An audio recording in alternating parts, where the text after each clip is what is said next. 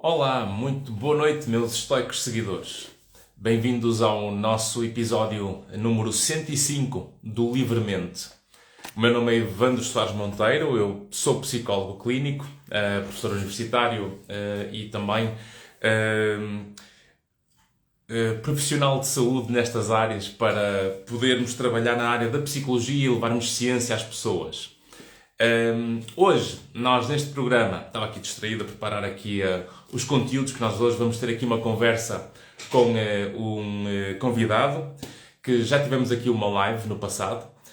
Mas antes disso, eu queria agradecer também aos nossos sponsors, a M Saúde, a Academia de Psicoterapia Interpessoal e a StoicNet, e também aos nossos media partners, o Jornal da Diáspora Bom Dia e também a agência Incomparáveis. O programa de hoje vai ser sobre a importância da filosofia ou a narrativa da vida ligada à filosofia com a psicologia, e para isso vamos falar com um professor de filosofia que é o David Ehrlich, a propósito do seu novo livro, que é A Bebedeira de Kant. E nesse sentido, e já temos aqui o nosso David para entrar na nossa... Alô, alô. Ora sim, agora sim. Olá, olá, muito boa noite. Estás-me a ouvir bem e a ver bem? Eu estou e pergunto-te o mesmo. Estás a Estou ouvir-me bem e a ver-me a bem? ouvir é baixinho. E estás-me a ouvir baixinho e agora? Estou a ouvir-te baixinho e continuo a ouvir-te baixinho. Será que é um problema do meu som? Não, provavelmente será destes auriculares. Dá-me só um instante. Como é que me estás a ouvir agora? Melhor? Já está melhor, já está melhor. Agora podemos é perguntar aos nossos seguidores se eles nos estão a ouvir bem, ou se o som está realmente diferente entre o meu som e o teu som.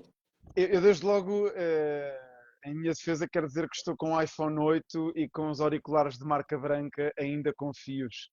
Pois é que eu Portanto, assim vou ter dificuldades em ouvir-te. Eu acho que vou então ter que ir peraí, buscar os peraí, meus peraí, fones. peraí. Vamos experimentar sem auriculares. Peraí. Espera aí. Quem está a assistir à nossa live, eu pergunto se o vosso som está diferente. Vocês ouvem o som Consegues ouvir-me igual? bem agora ou não? Eh, não? Também não? Que É que estranho. eu agora já não tenho fones. Já não tenho fones.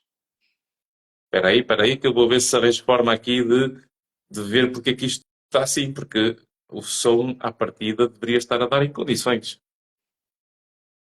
Peço aos que estão-nos a seguir, se nos Conseguem comentários ouvir-me? podem responder se nos estão a ouvir em condições. O som está igual para todos? Um amigo meu diz que eu sou tão grande, mas não diz se me está a ouvir ou não. Conseguem ouvir-me? Ou... Vê lá, e tu consegues ouvir-me, Ivandro? Vou conseguir ouvir em condições. Tu estás-me a ouvir bem? Pá, eu estou a ouvir perfeitamente bem e tu não me ouves bem a mim? Que estranho. É que eu assim, deixa-me ver se eu consigo arranjar aqui um auricular. Dá-me só um minutinho. Força.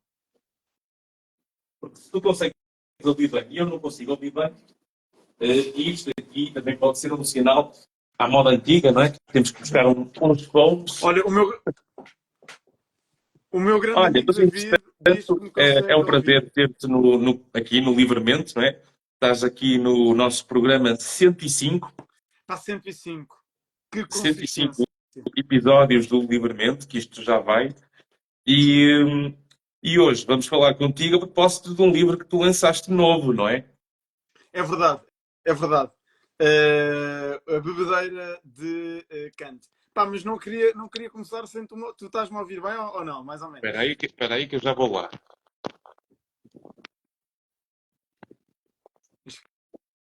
Queria-se aqui uma. Isto é para as pessoas verem a extrema autenticidade do que está aqui a acontecer. Agora aqui já te perdi outra vez. Espera aí, que já estou a chegar ao sítio. A malta lá em casa já disse que me ouve. Pá, Ok. é que o Agora meu sim, telemóvel está a dar as últimas. Eu estou. está Já me ouves perfeito. bem? Já consigo Boa. ouvir bem. Pus-te junto ao meu ouvido. Maravilha. Não, pá, é que o meu telemóvel é um telemóvel já antigo e ele vai sussurrando que está nas últimas e vai aos poucos dizendo que quer ser substituído e eu resisto heroicamente. Mas estava-te a dizer, é verdade. Estavas-me a perguntar e estava eu a dizer-te. É isto, A Bedeira de Kant, está aqui. aqui estamos unidos por Exatamente. este livro. Exatamente.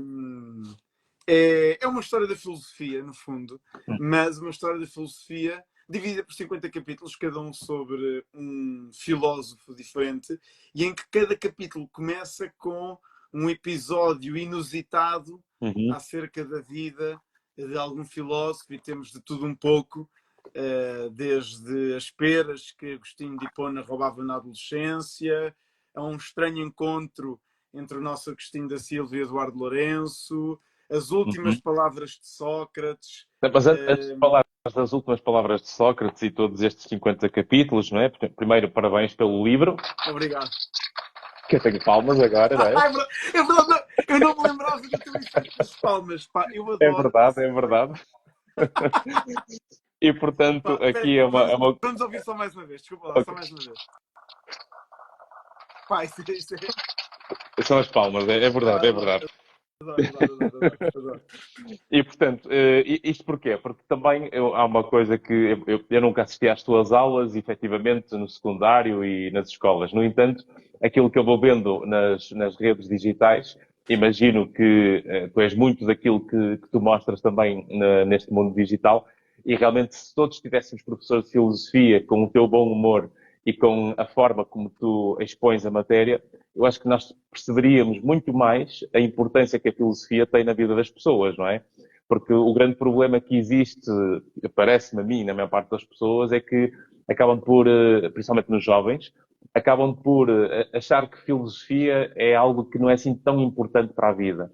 Mas, tendo em conta que nós funcionamos por pensamento e funcionamos por crenças e narrativas de vida, quer dizer, quando nós quase que separamos ou fragmentamos as narrativas, as crenças ou a filosofia, nós esquecemos que o mundo é construído à custa da própria filosofia. Aliás, toda a história da humanidade foi construída com muita filosofia, até que depois, quando começa a surgir as outras áreas da ciência a trazer algo mais objetivo, é que se quis trazer aqui uma ponte para servir de moldura à volta da ciência, porque a filosofia continua a ser muito importante para a ciência. E a mim parece-me cada vez mais, e quanto mais experiência clínica tenho, mais eu percebo a importância que a filosofia tem para eu depois também fazer melhor o meu trabalho enquanto psicólogo e para nós entendermos também como é que a sociedade funciona, porque quando nós vamos quando entramos na construção das crenças sociais, quando entramos na política, quando entramos na civilização, nada disto existe sem nós percebermos o contributo que a filosofia tem. E por isso, se conseguimos contar de forma mais divertida, bem-humorada, se calhar as mensagens passam com muito mais facilidade e se calhar também não nos sentimos assim tão únicos em certos raciocínios, porque nós achamos quase que somos únicos quando descobrimos certas coisas, mas se calhar é sabedoria milenar que nós já temos na nossa vida, porque com lógica e raciocínio nós conseguimos chegar a muitas destas evidências que nos ajudam a acalmar o sofrimento e o caminho da nossa vida, não é? E é um bocadinho isso que eu acho que tu fazes. E eu lembro-me que tu gostas muito dessa metáfora que eu aprecio também, que é tua, da filosofia como moldura da ciência. Certo. E, em certo sentido, embarcar nestes 2500 anos de pensamento é uma atividade que, não sendo terapêutica no sentido técnico da palavra, mas é uma atividade que, em certo sentido, nos apazigua. Claro. Porque a procura pelo sentido, não é? A procura por uma resposta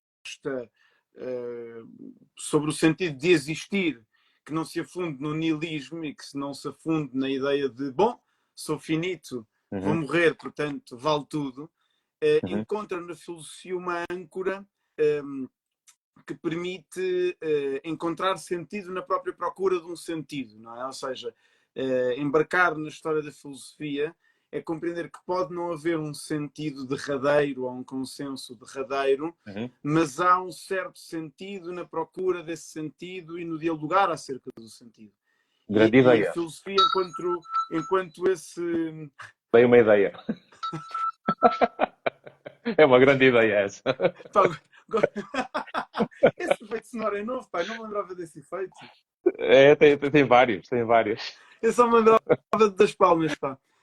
Portanto, aí até podemos dizer que quase que pode haver uma certa continuidade Uhum, entre a filosofia como átrio de entrada da psicoterapia e a uhum. psicoterapia muitas vezes como uma prática cientificamente fundada, mas que tem certos pressupostos filosóficos de partida. Claro. Aliás, isso depois vemos nas diversas escolas de Sim. psicoterapia que, Aliás, tu no tens fundo, aqui também se dividem conforme a filosofia que adotam, não é? e tu tens aqui uma parte que vai às origens dos modelos de psicoterapia, que foi com o Freud, não é? Que tens aqui um capítulo que fala sobre ele, que é onde? É o É o capítulo capítulo, já na filosofia contemporânea, é da o cocaína capítulo do Freud. 37. Exatamente. 37. Que é da cocaína dele, Intitulado. exato. Diz? Que é da cocaína que ele usava. Exatamente, ainda bem que foste tu a dizer e não eu, porque parecendo que não, eu sou professor do secundário e tenho de manter a seriedade. Não, mas o livro, já agora, deixar também isso claro, é um livro family friendly, portanto tem alguns títulos mais chocantes, Provocadores. Uhum. provocadores, mas não deixa de ser um livro family friendly, porque mesmo no capítulo sobre a cocaína de Freud, o episódio que aí dá origem são as experimentações terapêuticas de Freud e de outros seus colegas com a cocaína, que até tinha algum efeito a levantar da cama aquelas pessoas que estavam com uma depressão profunda e não se levantavam, Uhum. mas depois tinha o efeito oposto de no fundo, fazer as pessoas evoluir de um estado catatónico de nada fazer, mas regredir para um estado de dependência. E, aliás, o episódio que conto no livro é precisamente esse, em que Freud confessa que ia abandonar os tratamentos terapêuticos com a cocaína porque um paciente seu, em vez de ser dependente em morfina, tinha passado a ser dependente de cocaína. E é interessante porque Freud, que nós associamos à psicanálise, ele experimentou este método, que nem sequer lhe podemos chamar bem um método, foi uma experimentação, que depois Freud viria a tratar esta época da sua vida como uma época de pecados da juventude, mas também experimentou com a hipnoterapia, não é? Portanto, Freud acaba por experimentar várias... Mas antes de chegarmos aqui à parte da filosofia mais contemporânea, porque nada se faz ao calhas, não é? E, portanto, há uma trajetória que vai construindo em cima daquilo que existia antes, um bocado como as nossas próprias vidas, não é? Porque cada um de nós tem uma história. E tu começas aqui com a parte da filosofia antiga, depois chegas à filosofia medieval, depois encaixas a filosofia moderna e então terminas com a filosofia contemporânea. E, portanto, esta trajetória, porquê é que o fazes desta maneira? Ou seja, é para mostrar o quê? Que uma casa começa com a estrutura de botão na base primeiro, para mostrar que as coisas não caem de repente nesta contemporaneidade? É uma bela questão, porque é que o fiz? Em certo sentido, tem mais a ver com uma necessidade íntima e um desafio intelectual que me coloquei a mim próprio de escrever uma história da filosofia. A minha aproximação à filosofia é histórica, no sentido em que, em vez de me afunilar e conhecer tudo de um autor, o que é perfeitamente legítimo, e ser especialista num ou noutro autor, gosto de petiscar daqui e dali, sobretudo compreender como as ideias se vão movendo, como se vão relacionando, como é que as correntes filosóficas se relacionam umas com as outras, como é que se relacionam com o seu tempo. Uhum. Portanto, uma aproximação à história da filosofia que tem alguns pontos em comum com aquilo que seria uma história das ideias. E também a relação da filosofia com as estruturas de poder, como é que determinadas ideias filosóficas se ligam de forma apoiante ou de forma divergente com, por exemplo, a noção de liberdade e com a noção da democracia política, mas havia este desafio intelectual de escrever uma história da filosofia. E, portanto, quando recebi um convite da Planeta, aqui está, vou inventando aqui umas coisas só para ir mostrando o livro também. Quando recebi o desafio da Planeta, decidi que queria escrever uma história da filosofia. Com um pezinho no humor, porque também faz parte de quem eu sou. Claro. Acho que a vida é mais fácil ser vivida quando nos aprendemos a rir das coisas, rir de nós próprios, porque é verdadeiramente um espanto, não é? Como é que subitamente existe o Homo sapiens, como é que estamos vivos, como é que de repente temos pensamentos, perguntas, interesses, emoções. Tu, como psicoterapeuta, também deves partilhar este fascínio que é como é que a evolução deu nisto, não é? Como é que de repente temos uma espécie tão complexa e com tantos repertórios de felicidades e misérias diferentes entre si. Temos um enorme repertório de possibilidades de como ser miserável e de como ser feliz, não é? E que nos permite entender que, sendo o lado mais ligado ao sofrimento inevitável na vida, por causa das transições que a vida vai dando, ou por causa dos conflitos, ou por causa dos lutos, das perdas, dos momentos de déficits que todos vamos tendo, porque ninguém nasce pronto, não é? E também, se nascêssemos prontos, a vida era muito chata, não é? E, portanto, esta aventura, nesta trajetória que nós vamos tendo de vida, o sentido da vida é importante de ser descoberto. E, acima de tudo, essa descoberta ser assente com uma capacidade de reflexão que seja de dentro para fora. Porque aquilo que mais noto, pela experiência clínica e enquanto psicólogo, é que a maior parte dos nossos alívios emocionais nunca vêm de fora para dentro. Vêm sempre de dentro para fora. Ou seja, nós temos que ter aqui uma componente muito catárquica que nasce da nossa capacidade de compreensão individual da nossa trajetória de vida, em que damos sentido ao sofrimento para que haja, através do aumento da consciência e da lógica, eu consiga trazer um alívio emocional. E graças a esse alívio emocional, nós deixamos de ser tão rígidos nos comportamentos que depois nos libertam para uma vida muito mais rica, precisamente porque soubemos dar sentido àquilo que nos afundou. Claro.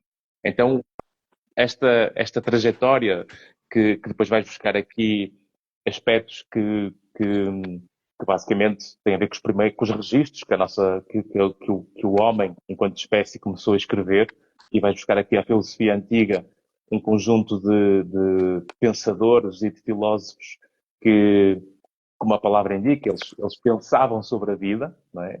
Porque tinham a sorte de ter tempo para isso naquela altura e não estavam do lado da escravatura, e se não calhar, é?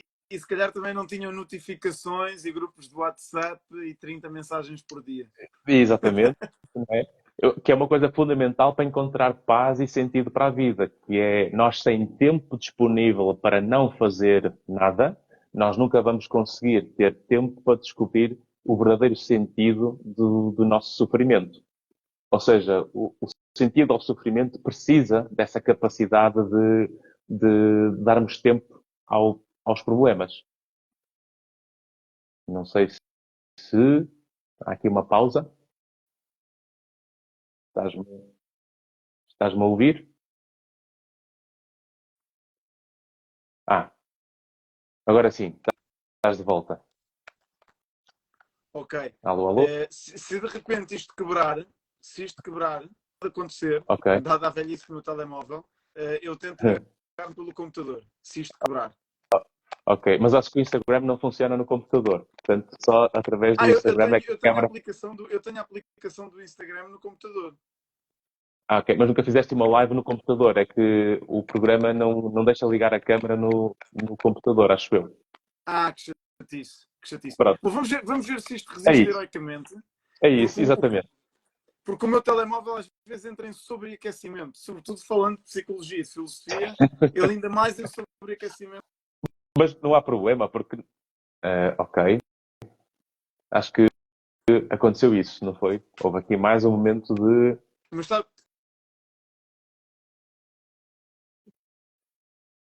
Eu estou a ouvir aos soluços agora. E agora? Eu não sei sei se isto sou só eu ou se temos os nossos seguidores também a Pessoal, ver. aí contem coisas. Estão a ouvir-me aos soluços ou não? É isso. Comentem, façam os comentários para nós sabermos se E isto eu é. vou falar aleatoriamente sobre como é que foi o meu dia. Acordei. Ok. Não, eu acho que isto já acalmou, ou não? Já acalmou, acho que agora sim. Acho que agora Já? sim. Boa, boa, boa. Olha, Gostava de... temos aqui o Tomás a dizer que grandes cromos. Pá, um grande abraço, Tomás. Aqui a E que nos Jacinta. juntou na Academia do Diálogo, que foi É verdade, sim, senhor. como É nos verdade. conhecemos. Mas estava-te a dizer que no outro dia estava a pensar que mesmo o grande CEO da maior empresa do mundo, até aos primeiros anos do século XXI, consegues ouvir-me agora? Consigo, sim. Agora sim. Haveria momentos de solidão. Ou seja, antes do telemóvel, mesmo a pessoa com mais poder e que fosse mais procurada para ser contactada, essa pessoa teria, entre a casa e o escritório, um tempo de solidão. Ora, a solidão, este confronto com o não estar a fazer nada, este confronto com o vazio, este confronto com o tédio, é muitas vezes a possibilidade de, confrontando-nos com o problemático, encontrar sentido. E parece ser que este contemporâneo em que vivemos rodeados de informação leva-nos para uma era em que estamos neste paradoxo. Um excesso de informação que produz carência de sentido. Portanto, os grupos de WhatsApp, as permanentes mensagens, a ideia de que temos de responder no momento e temos de estar permanentemente disponíveis para a resposta do WhatsApp, da mensagem de Instagram, da mensagem de Facebook, inibe-nos do confronto com o silêncio, com o vazio. E é nesse vazio que às vezes se encontra o sentido. Seja o sentido filosófico, seja o sentido terapêutico. É que nos confrontamos com o problema e ao confrontarmos com o problema encontramos a possibilidade de sentido. Não é? Eu até costumo diferenciar a solidão da solitude. Porque a solitude é a necessidade e o gosto de estarmos sozinhos para nos encontrarmos. Não é? Não fugir de nós próprios, que é fundamental para nós encontrarmos a nossa paz. Claro. E isto sem tempo, e se estivermos sempre disponíveis com notificações ativas e redes sociais e grupos de WhatsApp, etc., nós acabamos por, não é nós termos acesso ao mundo, é nós estarmos a dar acesso, é estarmos nós, a que o mundo é que tem acesso a nós constantemente. Claro. E não deixa de ser paradoxal estarmos a falar disto numa live de Instagram, não é? Exato. Não, porque acho que não se trata aqui de ser ludita, no sentido de agora fecharmos as redes sociais e deitarmos os telemóveis fora. Embora o meu telemóvel eu já vai ameaçando que eu devo deitar fora e substituir por um novo, mas trata-se de regular. E parece ser que a história da filosofia, em certo sentido, e eu tento por vezes dar conta disso no meu livro, é em certo sentido também a história da regulação, de como nos equilibrarmos entre excessos, de como irmos alcançando, como ir alcançando um certo equilíbrio entre polaridades conceptuais e perceber como é que habitamos nessas polaridades, como é que habitamos na pluralidade, como é que habitamos a polaridade livre, determinado, belo, feio, ordem, pluralidade, verdade, pluralismo. E nessas polaridades nós vamos navegando, não é? E a história da filosofia é essa navegação, parece-me. E é curioso dizeres isso porque isso encaixa naquilo que é o verdadeiro sentido da maturidade.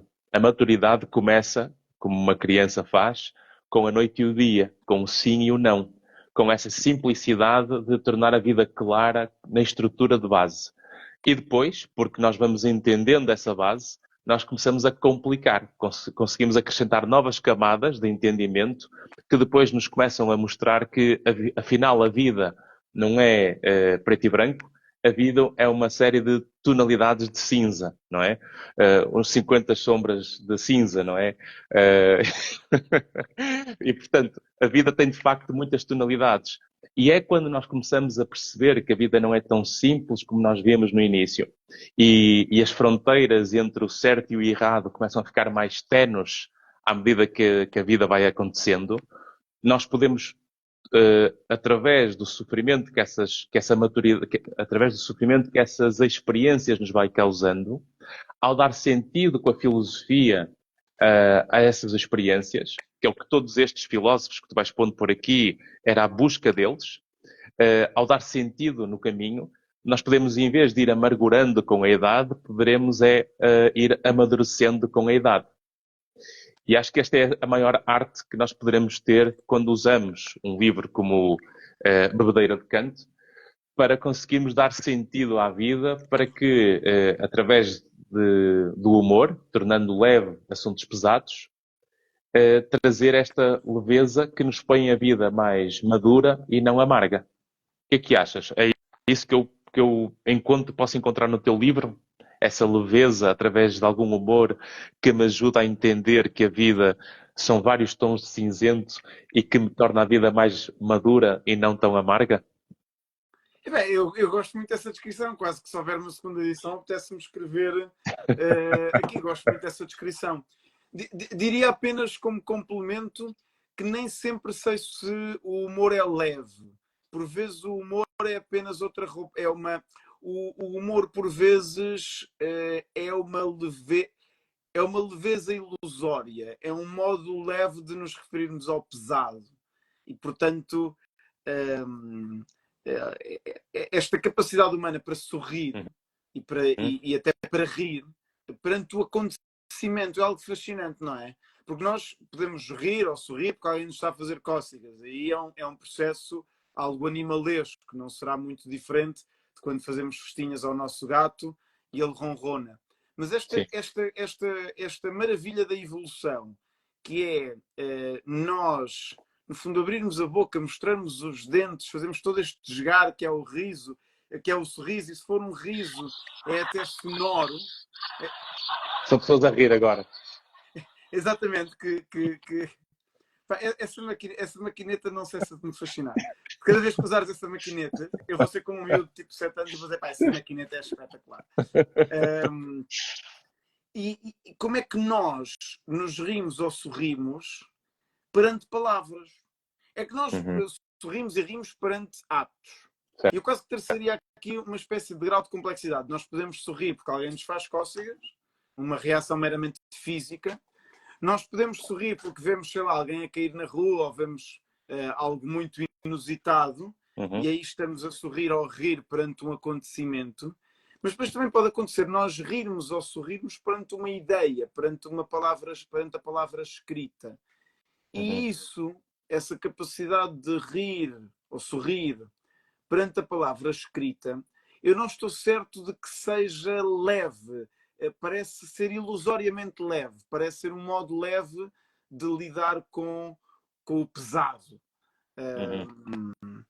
E assim sendo, o meu livro, o nosso livro, pá, não, agora, a partir do momento que eu estou a lê-lo, ele passa a ser meu, não é? Pelo contributo que tu dás à leitura. Exatamente. Para eu me entender ainda melhor. E eu tenho de fazer o mesmo com o teu, porque tu também lançaste recentemente um livro e eu já o fui nas livrarias. Mudamos pelo que fazemos, não é? E já vai na segunda edição, felizmente. Agora temos de ativar as palmas para ti. Pá. É verdade, então parem aí.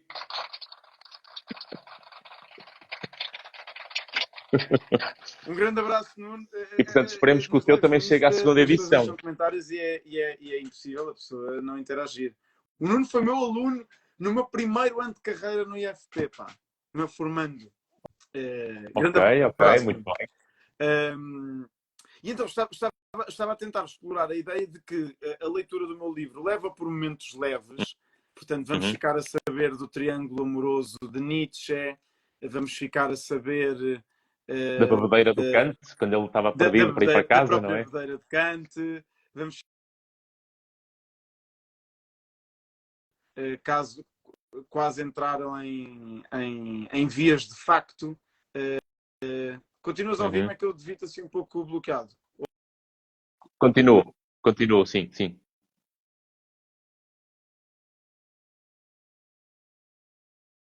Não, agora alguma pausa?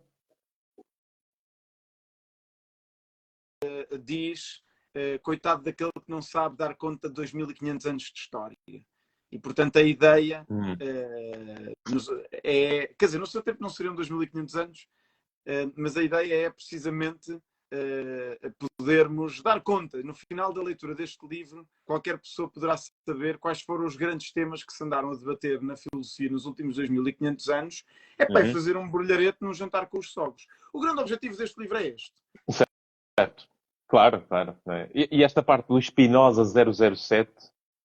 Essa é deliciosa, a confusão fonética. Eu gosto que estamos aqui a deixar aqui pequenos docinhos que é para deixar as pessoas curiosas, não é?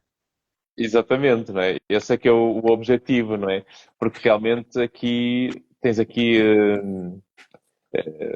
estratégias como espiões, não é? Como aqui o Spinozi, não é? Essa história é maravilhosa. Essa história é dois poetas românticos ingleses, o Wordsworth e o Coleridge, se bem me lembro, estão a debater a filosofia de Spinoza. E eles estavam, no fundo, de vez em quando, a poesia é sempre subversiva. E isso, quando o liberalismo político está no seu início, os poetas, por vezes, eram mais vigiados do que hoje em dia são nas democracias pelas atitudes pidescas que sempre vai havendo por aí. E o polícia que os seguia ouve-os conversar pela janela e ouve-os falar de um spy nosy, espião nosy, e elabora um relatório. Bom, esse agente da polícia política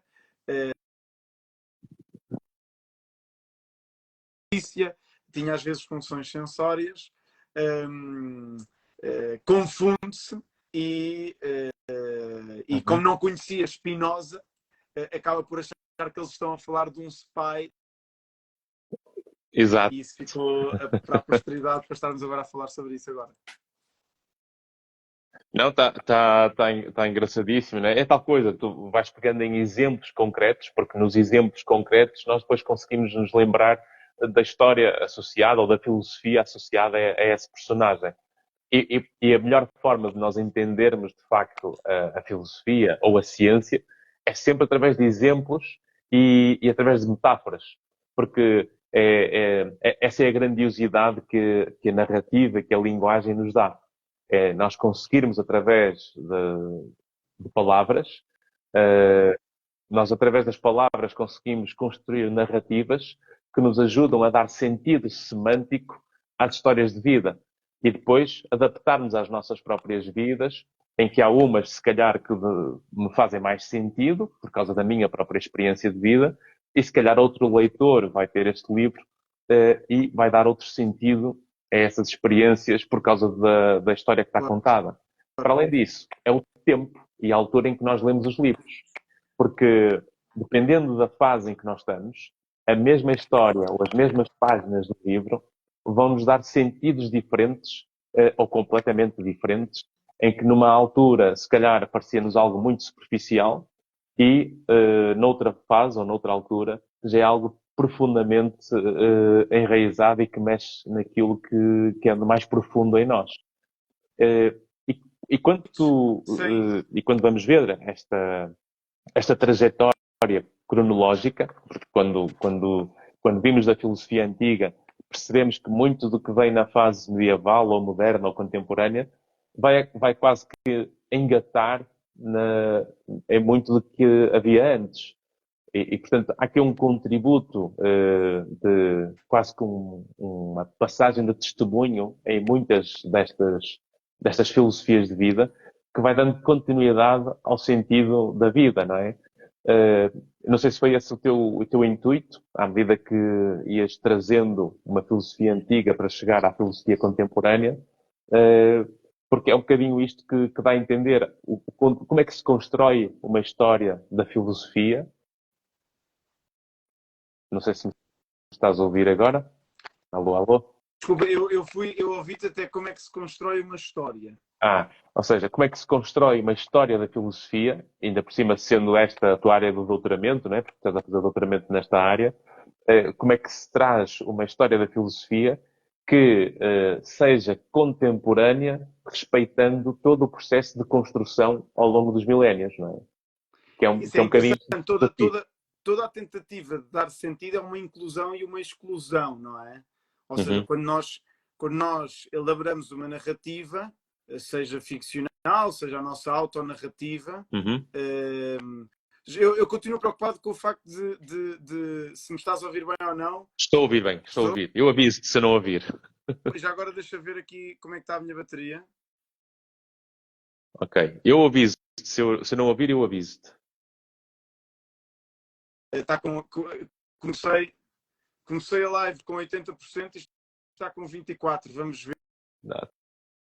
Exato, mas sem problema. Também está a correr bem. Boa. Estava a dizer-te que qualquer procura por traçar uma narrativa é, é Uhum, um ato de inclusão e de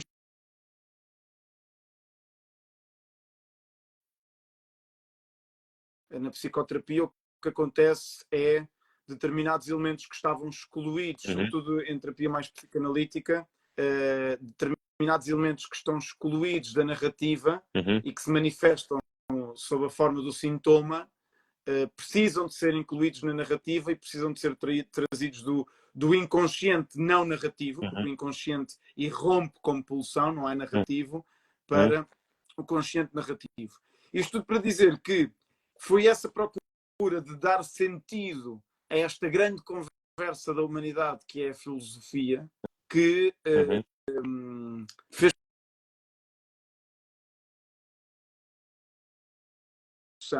procura ser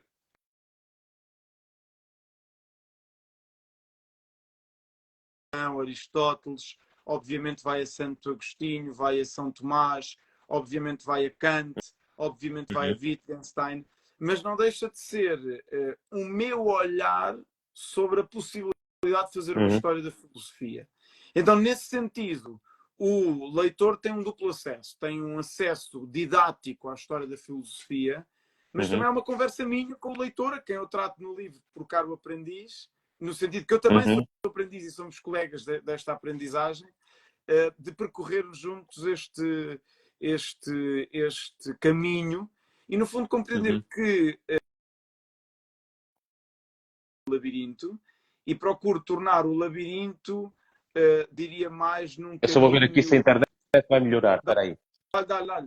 Num caminho Eu com estou a ouvir, eu curvas e estou a ouvir. contracurvas. Portanto, o que eu tentei fazer foi transformar a história da filosofia, torná-la de um fazê-la transitar de um labirinto para um caminho de curvas e contracurvas, mais fácil para quem está a ler o livro. E por isso é que o subtítulo tem a expressão pensar a sorrir. Porque a Uhum. ideia é fazer pensar e é fazer sorrir. Portanto, é um bom livro. Aí está, aí está, aí está. Quase que parece que estamos a fazer a fusão do Dragon Ball. Exatamente. Kamehameha. Exatamente, exatamente, exatamente. E essa procura por um sentido, não é? Vive algo ameaçado hoje em dia, vivemos num excesso de informação e este excesso de atualidade, de que, por exemplo, o alerta CM é paradigmático, o Exato. alerta CM é símbolo de uma época em que vivemos viciados na atualidade. Quando eu falo destas coisas, falo de coisas que eu padeci também. Eu, na pandemia, a da altura, Uhum. estava a ver 2 ou 3 noticiários por dia. Via o da hora do almoço, via o da noite e via algumas durante o dia. E tive de pensar comigo mesmo não fazê-lo. E vivermos numa era de excesso de atualidade pode filosofia ao museu. Mas a filosofia, no sentido antiquado da palavra museu, no sentido da Uhum. palavra museu como um museu cheio de pó, de coisas que não interessam nada. Certo. Mas tal como os museus podem ser, e cada vez mais são, lugares que a partir do passado, nos atiram para desafios conceptuais do presente e nos fazem repensar o presente, Uhum. uma história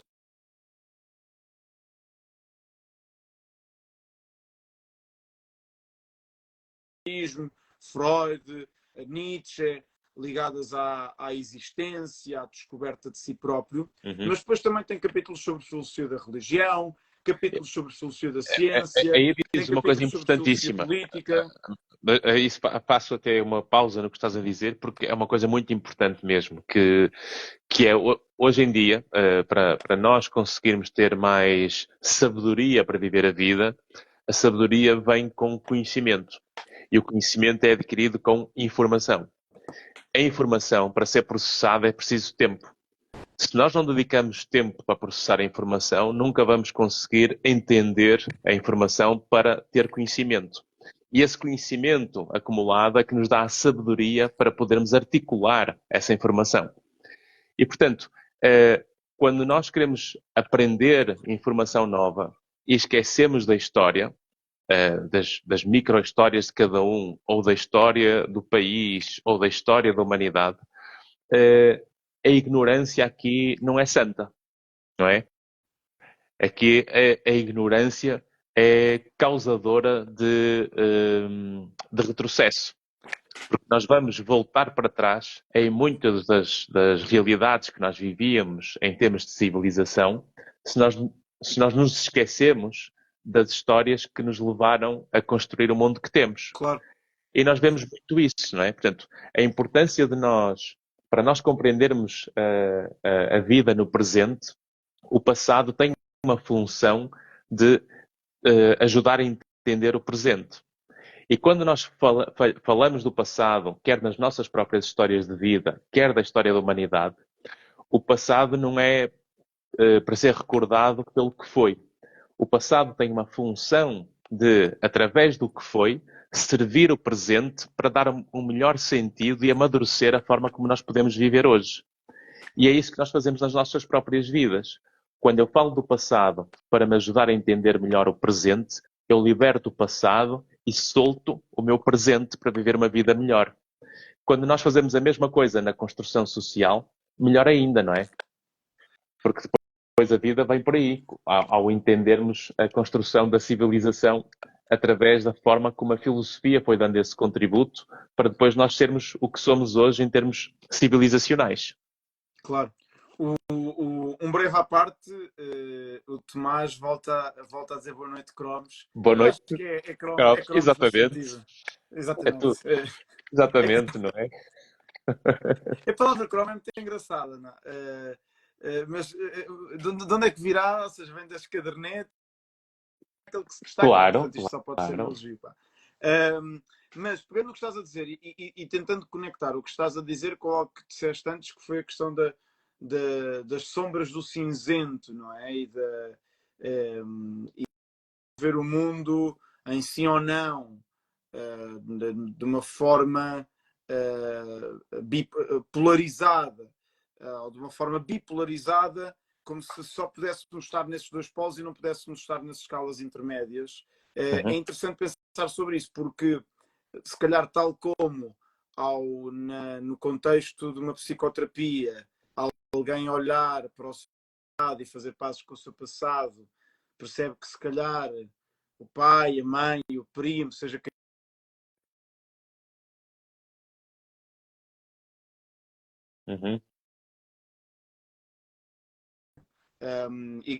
e então esse olhar para o passado em conjunto com o psicoterapeuta às vezes ajuda a descobrir as vias intermédias que são sempre por vezes mais equilibradas entre os excessos de autoestima ou as profundas faltas de autoestima. De certo modo, olhar para o passado das ideias, que é o que procuro fazer no livro, mas sempre com uma âncora no presente, permite-nos também romper certas bipolaridades ou certos modos simplistas de olhar para o real, que hoje em dia, infelizmente, estão algo na moda. Se não aderimos à causa X exatamente como as ativistas da causa X pretendem, quer dizer que somos anti-X. Ou, pelo contrário, se simpatizamos com certos aspectos da causa X, para os anti-X, somos... E depois as pessoas esquecem-se que isso é tudo um algoritmo, não é? E esquecem-se que isso é tudo um algoritmo que foi criado para validar e captar a nossa atenção. Exatamente, e sobretudo esquecem-se que de cada vez que nós pomos rapidamente uma etiqueta, em vez de procurar dialogar com o argumento, estamos a Sim, abdicar do pensamento crítico. E no meu livro eu procuro, quer dizer, lendo o meu livro percebe-se que é um livro de um humanista e de alguém que olha para o ser humano com esperança e que se revê no património ocidental da liberdade e da igualdade. Mas, no fundo, o meu livro tanto tem um belo capítulo, a meu ver, é um capítulo que eu gosto, sobre o John Locke, liberal, como tem um capítulo sobre Marx. Portanto, a ideia desta história da filosofia é não doutrinar ninguém. Seja para questões políticas, seja para questões mais filosóficas. Um aliás, isso é o determinista ideal, não é? liberal. Portanto, é um livro que estimula quase que o pensamento socrático, saber pensar de forma socrática e não doutrinária, não é? Sim, porque não é um livro em que eu agora vou escolher os filósofos liberais e só falo deles. Não. Pois. Está aqui Thomas Hobbes, que defendia um regime autocrático. Eu também Uhum. não escolho só os filósofos que defendem que existe livre-arbítrio e depois falo deles. Não. Claro. E depois até há capítulos que funcionam em parelha. Por exemplo, o capítulo de Popper funciona em parelha com o capítulo de Thomas Kuhn, duas visões sobre o que a ciência é e duas visões sobre se a ciência é ou não objetiva. Uhum. Portanto, a ideia é, no fundo, a pessoa ler este livro e ficar a pensar, epá, mas espera aí, eu agora concordo com quem? Concordo com Hobbes ou concordo com o Rousseau? Vamos lá ver Pois. como é que tem de ser o poder político. Vamos lá ver se a ciência é objetiva ou não. Concordo com os epicuristas ou concordo com os estoicos? Portanto, a ideia é a pessoa ser provocada através da história da filosofia e, portanto, é uma história da filosofia heterogénea. É heterodoxa e heterogénea. Por isso é que é importante. Agora vou. É preciso saber pensar. De uma forma simultaneamente subtil, mas depois É torna verdade. óbvio, porque ouvimos o som, não é? É verdade, não é? Eu tenho de levar uma maquineta dessas para algumas coisas. Um breve à parte, que maquineta é essa? Tu gravas para aí os sons? Não, é uma maquineta que está disponível numa daquelas lojas tipo. Quer dizer, não é a vaca que ri, mas que tem uma vaca na Tipo montra. Tiger e tudo isso. Sim, é exatamente, é Mas isso. isso, eu acho, um breve à parte, eu de ano para ano, eu tenho um modelo pedagógico, tenho aguçado, apurado ao longo dos últimos 2 ou 3 anos e tenho um modelo pedagógico bastante estabilizado, não é cristalizado. Mas gosto sempre de inovar algo de ano para ano, um novo modo de iniciar a aula, uma nova rotina de início da aula, uma nova dinâmica de equipa. Eu acho que vou comprar uma coisa dessas para o meu próximo ano letivo. Não, mas isto porque eu estava aqui a trazer ao de cima a importância de saber pensar, que é uma coisa que hoje as pessoas se cansaram ou não querem ter tanto, não querem fazer esse esforço de saber pensar. Porque o pensar é o que nos permite entender de uma vez por todas que é muito mais aquilo que nos une do que aquilo que nos separa. E as pessoas têm uma dificuldade enorme em debater ideias diferentes porque acham que isto é tipo uma batalha em que só porque não concordas comigo, ou eu não concordo contigo, acham que já não podemos continuar a beber um ginger ale juntos numa esplanada. E eu acho que isso é que fará, se calhar, uma tarde bem passada. É nós podermos estar com opiniões diferentes, aprofundar o ponto de vista de cada um, ouvindo mais até do que falando, porque por isso é que temos 2 orelhas e uma boca, não é? É para ouvir mais do que se fala. E aí Não conseguirmos... o nosso companheiro estoico. Exatamente. Não é? E por isso nós conseguimos por aí, de facto, amadurecer pontos de vista e se calhar ou concordarmos em desacordar essa opinião, ou se calhar perceber que é muito mais aquilo que está perto um do outro, só com pequenas variações que de certeza que não é isso que vai dificultar o nosso funcionamento em conjunto, não é? Temos aqui Claro, uma pergunta. essa ideia republicana de nos encontrarmos nas discordâncias, infelizmente, o Tomás Magalhães Carneiro está ali a ser provocador. Com Hitler. Eu diria o que acontece atualmente nas democracias ocidentais, ou o que parece estar a acontecer, é que de repente nós tratamos pessoas que pensam diferentes de nós ou como Stalin ou como Hitler, não é? Para pessoas muito conservadoras ou mais liberais na economia, qualquer medida mais estatista, de repente é stalinista e já não precisa de ser discutida como tal, já não é preciso criar um argumento elaborado, é stalinista. E para as pessoas mais progressistas, mais dadas às novas causas, qualquer ideia mais conservadora, de repente, é nazi, é fascista. Pois. E a verdade é que eu acho que há muito menos fascistas do que as vezes que alguém é insultado como fascista, e há muito menos stalinistas do que as vezes que alguém é insultado como stalinista. Portanto, o Tomás tem razão, há uma barreira. Eu não quero ir beber café com a malta do grupo 1143. Não, eu até ia, porque era uma questão de tempo para eles começarem a ficar moderados. Não, mas aí eu percebo, ou seja, eu não quero ir tomar café nem com malta que atira tinta, ou seja, eu não quero ir tomar café nem com malta do grupo 1143, nem com malta que vandalizou, da União Libertária, que vandalizou a sede do Jornal Observador durante a noite. Não, ou seja, com nenhum dos dois pretendo não tomar café, mas a verdade é que a mas temos que ter consultório disponível. Eu tenho que ter consultório disponível. Exatamente. Mas eu acho que a esmagadora maioria da população não se revê nestas polaridades opostas, tem as suas visões, mas nós temos de voltar a essa ideia. E essa ideia é, em certo sentido, a ideia básica da filosofia, que é as pessoas poderem dialogar serenamente, como é essencial para a democracia. Porque no dia em que a democracia seja os progressistas só a falar com os progressistas, os conservadores só a falar com os conservadores, já não há uma república. Há não, aí exatamente. Aí permite aqui só contar uma história muito interessante. Não, a máquina. Mas diz, permite-me só contar uma história, conta a história. Sim. Muito interessante e belíssima, que é há duas âncoras do pensamento político norte-americano na segunda metade do século XX. John Rawls, que é um liberal igualitário de centro-esquerda, centrista, centro-esquerda, talvez pessoas de centro-direita também se revêem nele. No fundo, vem defender que tem de existir um Estado social e que é legítimo cobrar mais impostos aos mais ricos para sustentar esse Estado social. E eu diria até que se calhar malta da IEL mais moderada, a malta da IEL mais moderada, revê-se em Rawls. E ele era professor de Harvard, às vezes confundo Harvard com ele, mas sim, Harvard. Sim, Harvard, parece-me. 99% de certeza Harvard.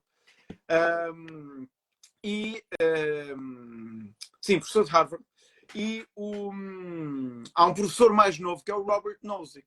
E o Robert Nozick defende o oposto, defende um Estado mínimo, zero funções sociais, capitalismo máximo. E o Robert Nozick escreve um livro, o Rawls lança em 71, início dos 70, 71, 72, 73, por aí, uma teoria da justiça, e o Nozick lança, poucos anos depois, creio que já nos anos 80, Estado, Anarquia e Utopia. E que é um livro bastante oposto. Ora, quem é que o Nozick pediu para rever o capítulo em que ele critica Rawls? Ele tem um capítulo em que ele critica Rawls. E a quem é que ele foi pedir para rever esse capítulo? E a quem é que ele agradece nos agradecimentos do livro? Ao próprio Rawls. O próprio Rawls, é isso, se calhar, não é? Exatamente, eles são colegas de universidade, são dois professores universitários, e o próprio John Rawls faz a revisão linguística e técnica do capítulo de Robert Nozick, do livro de Nozick, em que o Nozick procura rebater as ideias do Rawls. E o Nozick agradece ao Rawls nos agradecimentos do livro, e é este tipo de clima intelectual em que temos, eu diria, o maior pensador filosófico da social-democracia entendida desde a filosofia pura, John Rawls, e o maior pensador filosófico, ou um dos maiores, da ideia do Estado mínimo e do liberalismo radical, juntos, na mesma universidade, a trocar ideias. Hoje em dia isto está fora de moda. Hoje em dia estão na moda as trincheiras intelectuais e o fechamento e até a ideia de que quem fala mais alto, ou de quem se sente mais ofendido, ou quem reúne mais assinaturas para um cancelamento é que tem razão. O regime hoje em dia também, por causa das redes sociais, faz com que seja muito mais fácil vestir um lugar de não poder ou de vítima do que de empoderamento para provocar a mudança. Ou seja, nós estamos muito mais num registro do contra aquilo que é, e preferimos não ter nenhum poder na mão para tentar influenciar a mudança, e acabamos por permitir, por causa dessa ausência de querer interferir, por causa de não gostarmos do que vemos, de deixar o poder entregue a quem muitas vezes não queremos. Não é? E esse é um aspecto importante, e até serve para terminarmos a nossa conversa, que acaba bem aqui com uma parte do teu livro, que é quando falas da importância da sublimação. Porque a sublimação é quando nós conseguimos, de facto, passar para um patamar de resolução de algo que é problemático na nossa vida e conseguimos sublimar para um nível de maturidade intelectual muito mais sofisticado. É este um contributo que o teu livro tem. Ao entendermos, nós sublimamos muitas vezes parte daquilo que nós não entendíamos. É interessante essa noção da sublimação. A sublimação como pegar em algo que é pulsional, que não é gerido pela linguagem, que é um objeto estranho, e torná-lo inteligível, torná-lo compreensível. E, em certo sentido, procuro possibilitar a cada um a circunstância de sublimar eventuais más relações com a filosofia. Porque a verdade é que, por ser ensinada como num estilo meramente de sebenta, de memorização, ou porque algumas pessoas gostam sempre em cada área de fazer o culto do difícil, não do complexo, mas do difícil, do árido, por vezes há más relações com a filosofia. Então o meu livro também é um convite a que cada um possa sublimar eventualmente a sua relação traumática com a filosofia e possa fazer a cura desse trauma. E, portanto, recomendo vivamente a Bebedeira de Kant. E se no final da leitura não estiverem ainda suficientemente curados da perspectiva filosófica da vida, tem sempre, mudamos pelo que fazemos, como forma de lidar com o sofrimento, não é? Numa perspectiva mais estoica. Agora houve aqui uma pausa.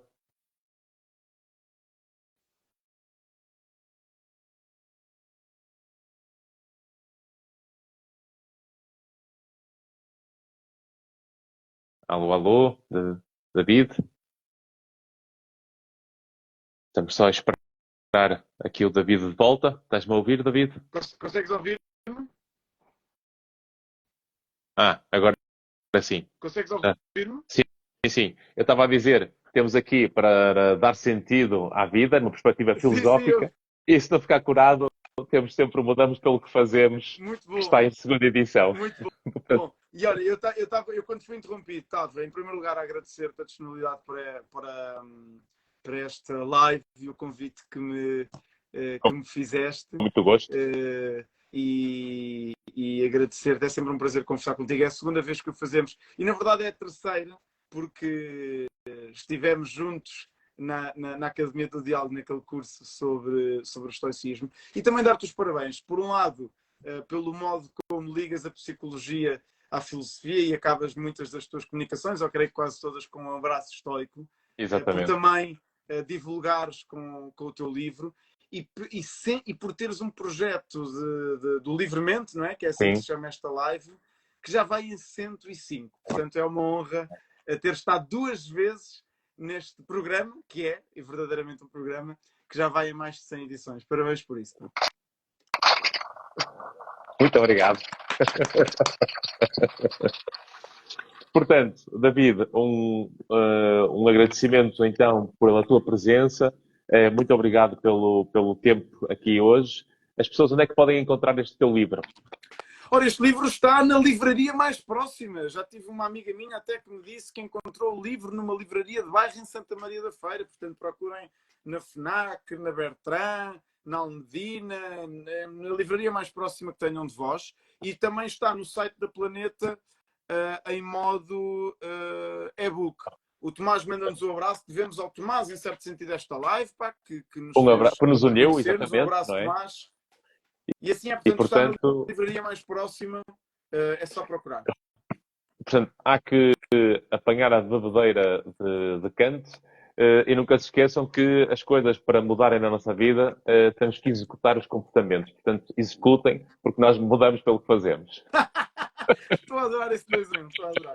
Grande abraço, Ivan. Portanto, um forte abraço aos nossos seguidores que não nos conheciam. Se gostaram desta live, sigam-nos aqui nas redes sociais. Esta live vai ficar disponível aqui no Instagram e também vou colocá-la no meu canal do YouTube, que também é youtube.com/derivandro. Se gostaram ou têm pessoas da vossa rede que acham que poderiam beneficiar com esta conversa, partilhem esta live com eles, porque, ao fim e ao cabo, isto é para cada um de vocês, para que possamos levar ciência e filosofia à vida de cada um. Portanto, um forte abraço estoico a todos e até breve num próximo episódio do Livremente. O David agora estava aqui prestes a... aqui com a falha da internet, novamente, penso eu. Termino para dizer o seguinte, que é quem já me conhece, eu tenho feito... estás de volta. Eu estava a dizer aqui, quem gosta destas temáticas, eu vou fazer a 3ª edição da palestra Mudamos pelo que Fazemos, que vai ser feita na Sala Estúdio do Teatro Sá da Bandeira, e por isso eu convido todos os que gostam de filosofia e de psicologia, com ciência, com metáforas e com exemplos, para os bilhetes que estão à venda na Ticketline, para o espetáculo no sábado, dia 15 de junho, às 9h30 da noite, no Porto. Portanto, um abraço estoico a todos. A bebedeira de Kant, não se esqueçam. Agora sim. Agora sim, já consigo. Trazeres a tua palestra para Lisboa, pá. Olha, já por acaso já não és o único, já tenho tido vários convites para ver se conseguimos levar para Lisboa, por isso pode ser que a partir de setembro tenhamos novidades para experimentarmos também em Lisboa. Isto tem andado mais pelas atividades. Com muito gosto e serás com certeza. Para irem ver. Tá bem? Serás com certeza um convidado. Caríssimo, um forte abraço, boas leituras a todos e até breve. Um abraço estoico. Grande abraço. Força.